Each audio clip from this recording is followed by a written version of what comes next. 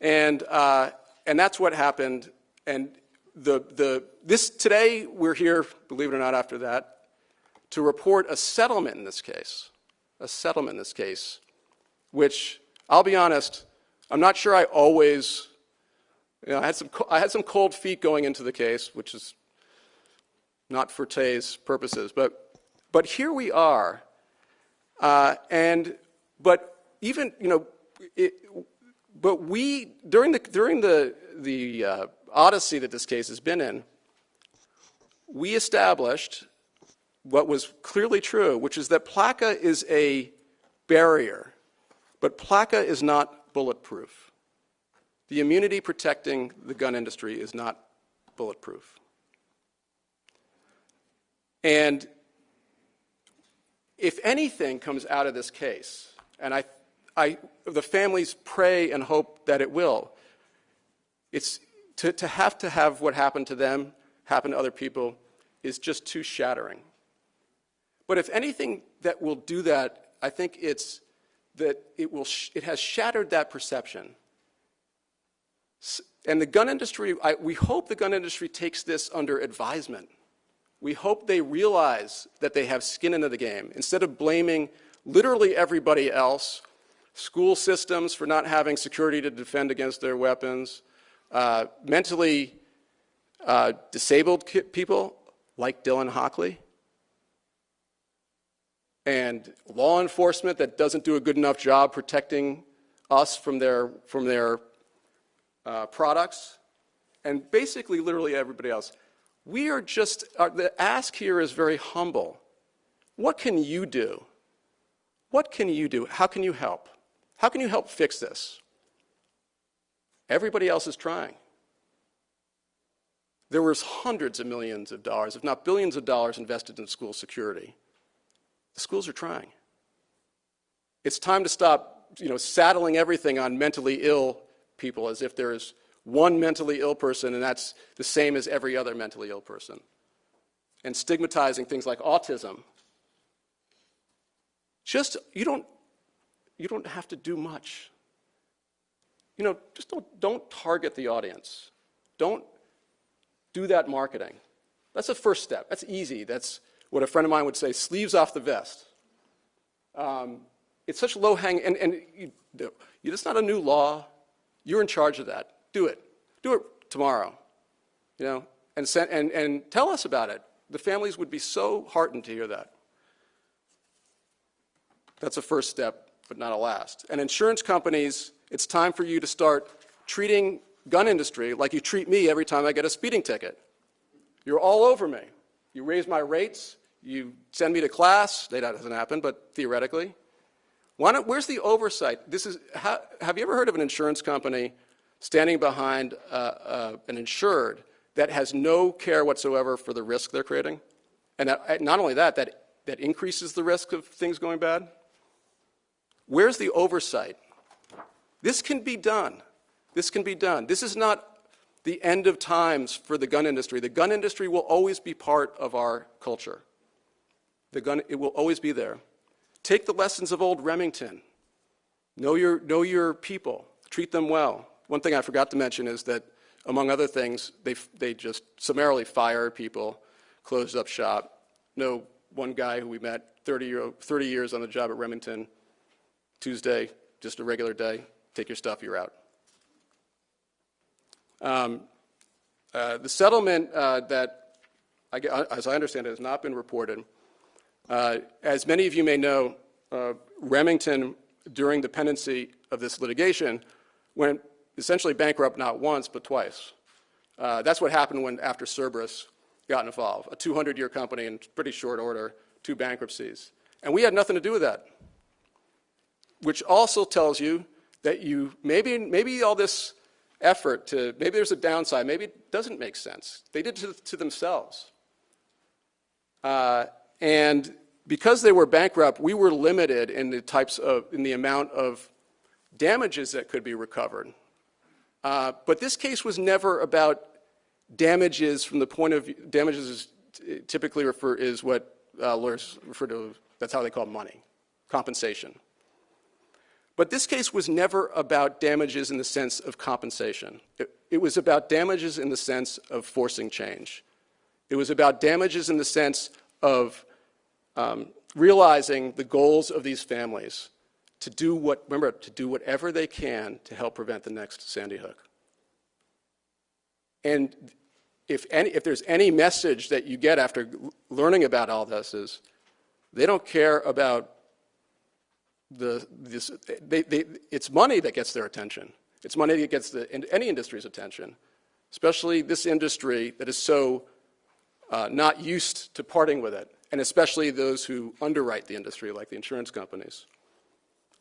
So it was really important that they get damages, and it was really important that they get a lot of damages, because it has to be something that gets the attention of this industry and it's in the insurance and banking industries. But that was limited because of the bankruptcy. The total amount of insurance available to these families was $73 million. That's what the insurance companies paid. They were looking at the same evidence we were. So the settlement is $73 million. That's all there was. That's all there was. You really have not had, you're really in a situation that is very unique when you experience something like somebody being told they're getting a certain amount of money, a lot of money, and having that hurt.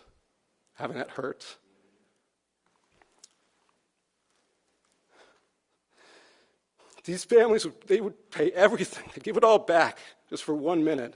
That would be true justice.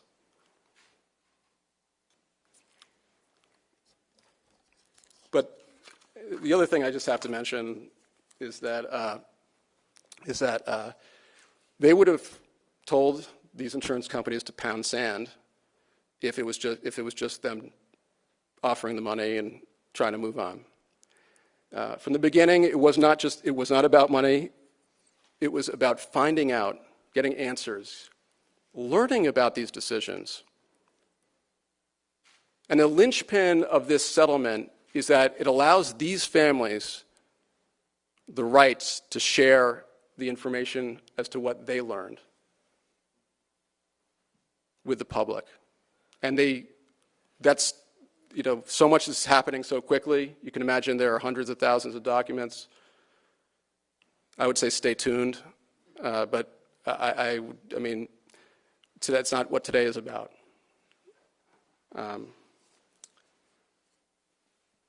And I'm just going to finish up.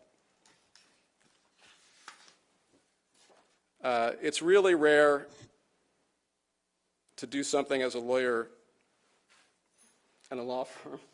Where's my lawyer? Where the public actually is like, oh, wow. Let's put it this way. You don't get a lot of love letters as a lawyer. And I think, we've heard, and when we filed this case, we heard from so many people of goodwill. Of course, we had the expected, people who weren't thrilled with the case. But we got so much an outpouring of support. And from doctors, from trauma surgeons who were just sick and tired of being devastated by seeing wounds that were battlefield wounds in children and young adults and teenagers and grandparents. And people wanted to send us money. Imagine somebody wanting to send a lawyer money. I've never heard of such a thing. You're doing something pretty good when that happens.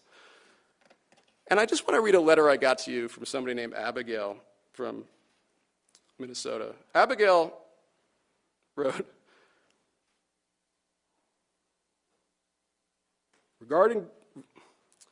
regarding Donna Soto et al. Versus Bushmaster Firearms, I read of your suit in the New York Times, and I'm enclosing a small check to be placed towards the attorney's fees.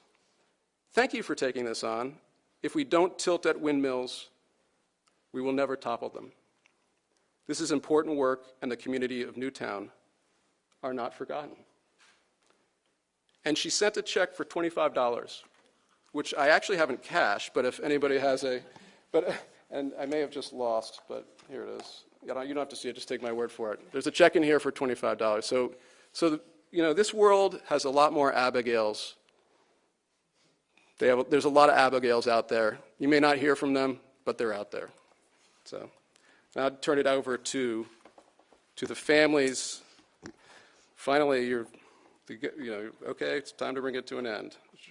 This is who you really need to listen to. I'm just so honored that they have the courage to get up here. Hannah Davino would like to say a few words about her sister Rachel.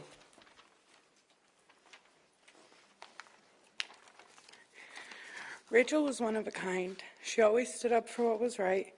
From a very young age, she faced adversity with grace. Rachel was Rachel was really beginning her life when she was murdered. She was taking fertility tests to make sure she didn't need to go to the doctor to have children. Her boyfriend was going to propose to her on Christmas, and she never got the chance to see her engagement ring, which was her grandmother's. And I will never forget walking into the funeral home and seeing her in her casket. We had an open casket funeral, and her friends worked tirelessly to make sure that we didn't see the remnants of what happened to her. But you could still tell with the veil on her head and the box on her chest and them hiding her right hand, or her left hand, and putting her engagement ring on her right hand, that what she went through was brutal. The medical examiner could not be certain if she was shot 9 or 11 times due to ricochets and re-entry wounds. And this was only her second week of school at Sandy Hook School. This should not have happened, and it should not happen to anybody else. Thank you. This is a picture of Rachel, and we still feel her spirit, but every single day we miss who Rachel would be.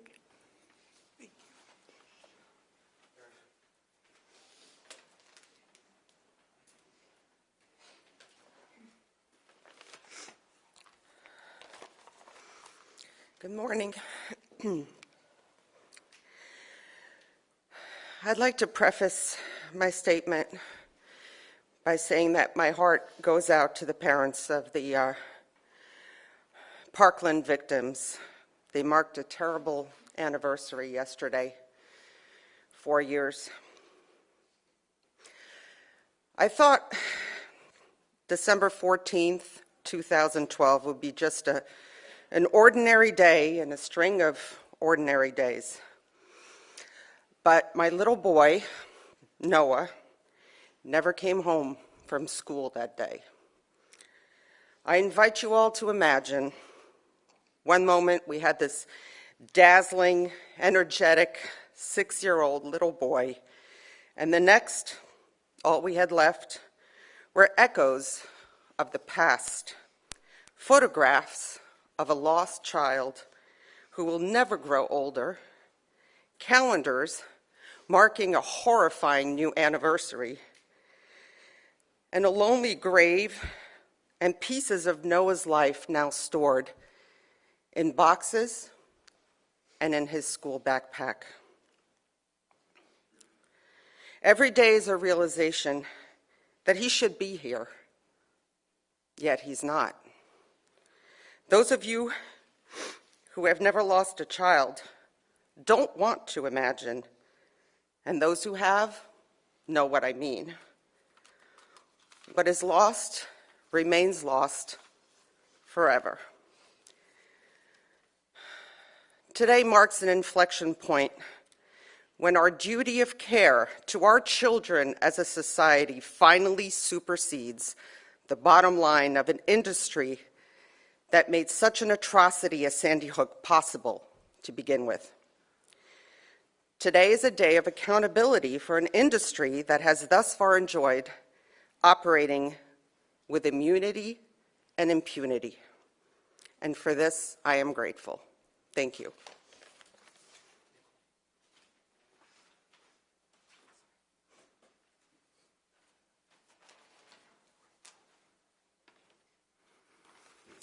Hi. A little over 9 years ago, I sat my 2 I saw my 2 children get onto a school bus. Just another normal Friday at the start of a busy holiday season. I was excited to see my youngest, Dylan, later that afternoon, knowing I'd be going to his classroom to make gingerbread houses. We never made a gingerbread house, and Dylan never came home. The next time I saw him was in his casket, where I was able to hold his hands but not touch his body, which had been shot 5 times, killing him instantly in his first grade classroom. We moved our family from England to America because of our belief in the American dream, the land of possibilities, where a brighter future was achievable for our children and where Dylan could receive the best support for his autism. Less than 2 years after moving to Newtown, our dream turned into the American nightmare, where for too many, the right to bear arms is a higher priority than the right to life. Our nightmare is the same as that of far too many families who have suffered death by firearms. Our hope to create change is also shared by those families. Nobody wants to experience what we live with every day. After Dylan's murder, I made a very early promise to do everything in my power to honor his short life by creating change that would save the lives of other children and prevent mass shootings like the one that destroyed our family. This lawsuit has been part of that promise. When we first started speaking to different law firms about our ideas, we kept hearing it was impossible, an unwinnable case, that firearm manufacturers were immune, untouchable, and that though they expressed their deepest sympathies for our loss, there was nothing they could do. Josh Koskoff and his firm were different. The only ones that believed in the art of the possible, or maybe didn't realize what they were stepping into. It was that one. I'm trying to do you a good one here, Josh. But they believed there was a way to crack the gun industry's impenetrable armor. And I'm grateful for the other law firms that also stepped up to support this case in so many ways. For 8 long years, we've continued our fight to hold Remington accountable for its role in prioritizing profit above safety and using reckless marketing techniques to appeal to at-risk and violence-prone young men. Marketing that has targeted those that want to appear more intimidating, more powerful, and more masculine through the use of their AR-15. The thousands of internal documents obtained in discovery for this paint a picture of a company that lost its way, choosing more aggressive marketing campaigns for profit with no thought to the impact on their intended target user, and we can't wait to share those documents. The Sandy Hook shooter chose the AR-15 for his massacre because of its ability to inflict the most lethal damage in the shortest amount of time. It's not a useful weapon for hunting or for self-defense. It was designed to kill quickly and efficiently. The Sandy Hook shooter helped fulfill that purpose, shooting 154 bullets in less than 5 minutes and killing 26 innocent people, including my 6-year-old son. The gun industry has been shielded from being held accountable for their part in these tragedies. Today, that changes.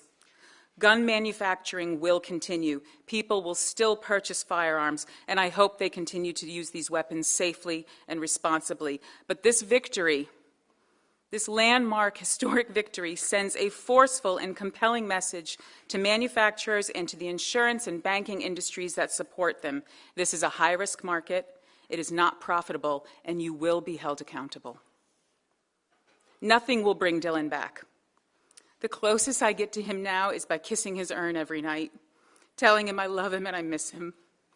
But I made him a promise, and I'll keep working to deliver that promise for the rest of my life.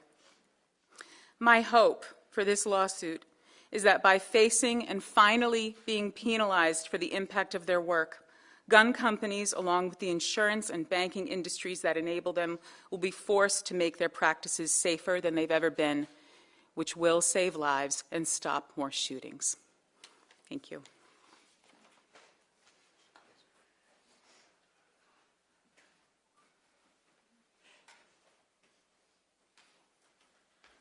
Good afternoon.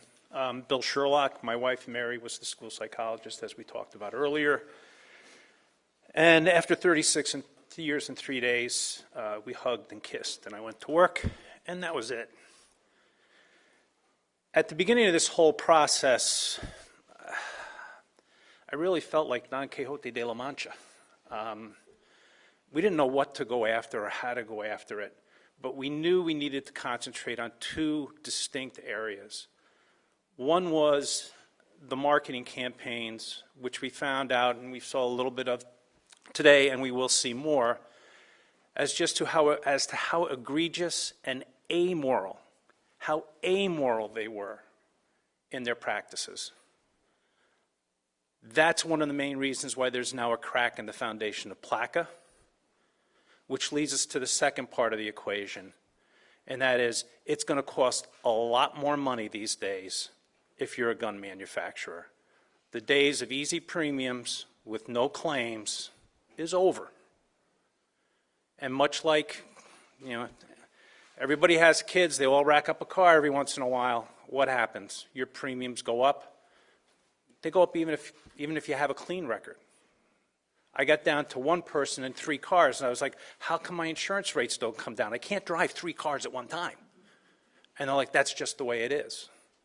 Well, that's changed now for anyone in the gun industry. Like many of the people up here, my experience with guns prior to Sandy Hook was minimal. I grew up in the country. I knew people had guns because they hunted. And I started to think about that. In order to hunt and make it sporting, there's restrictions. You can use a shotgun, but you can't use a rifle. There's a restriction on the ammunition. Oh, and by the way, you have to take a safety course because you have to get a license in order to hunt. Okay, that gives Bambi a sporting chance.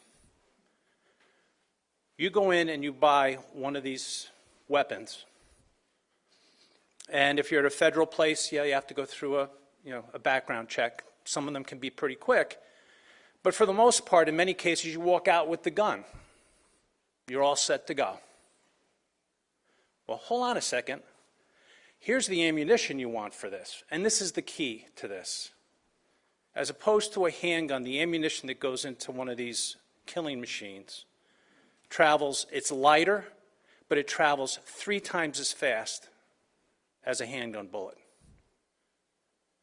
When that bullet hits a body, it cavitates, it spins, it creates a vacuum.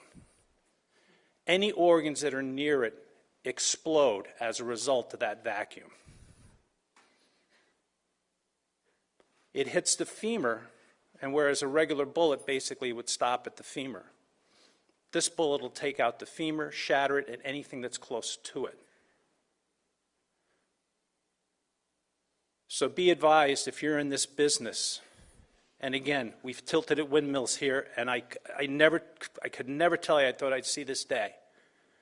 And it's not going to bring Mary back. It's not going to bring any of these kids back. But the cost of business is going to go up substantially. And you will be held accountable in many of your practices. And for Josh and his firm, I can't tell you how impressed I am with each and every individual one of them through this whole process. Thank you. Thank you very much.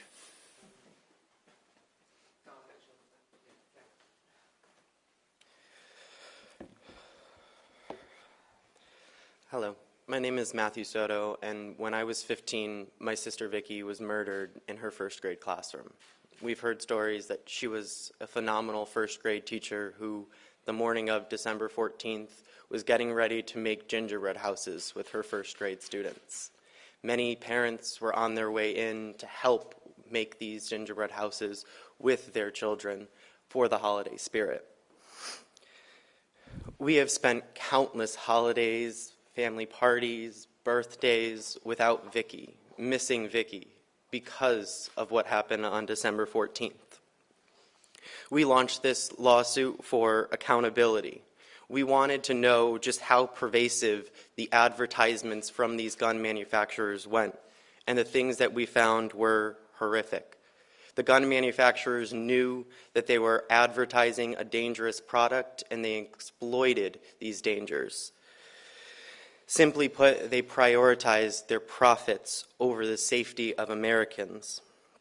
Whether it was telling men that they needed a man card or making sure their weapons appeared in the latest first-person shooters, they did everything that they could for these guns to be in front of everyone. When things were not going well, the industry tried to rebrand the name that was associated with the slaughter of countless Americans by changing it from the AR-15 to the modern sporting rifle, a slap in the face to all victims who had been previously killed with the same exact weapon.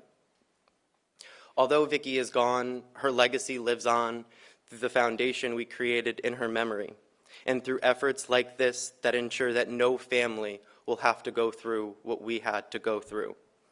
We hope this lawsuit sends a message to gun manufacturers, insurance companies, and the banks that support them that you can be held liable for these products that you are selling. We hope that our lawsuit sends a message to the gun industry that they are not untouchable and that our lawsuit is just the start of things. Thank you.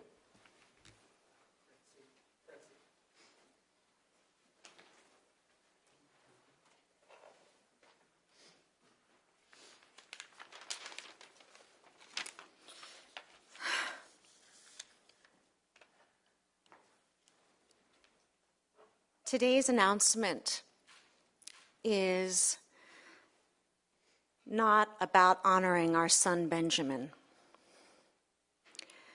We honor Ben in many ways. We tell stories about him, about how he wanted to be an architect, how he loved lighthouses, and had an energy that could make the house sound like a room full of people, and how he loved his big brother, his grandparents, his cousins, his aunts and uncles, and his friends. We also honor Ben through our own creativity, our writing, our music, our speaking, our foundation, Ben's Lighthouse, and the way we live our lives. But today is not about honoring Ben. Today is about how and why he died.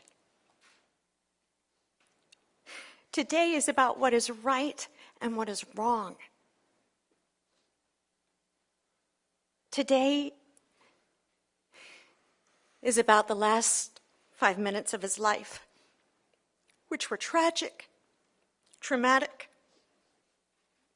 and the worst thing that can happen to a child, and how they unfolded as they did.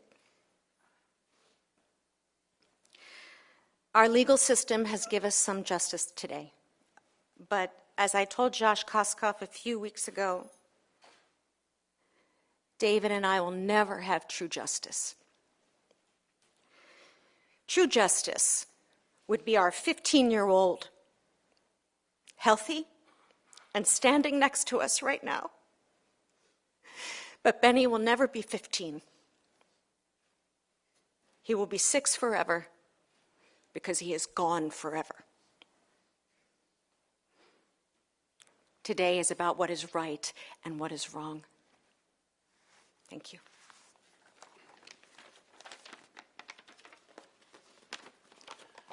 We're standing here because Ben isn't. He'd be tall, probably with tousled brown hair, and probably lanky, probably skinny. But as Francine said, he's 6. He's 6 forever, under a granite stone in Newtown Cemetery. When you lose a kid at an age like that, 6 years is not enough time to take all the photographs and videos that you need to last for the rest of your life.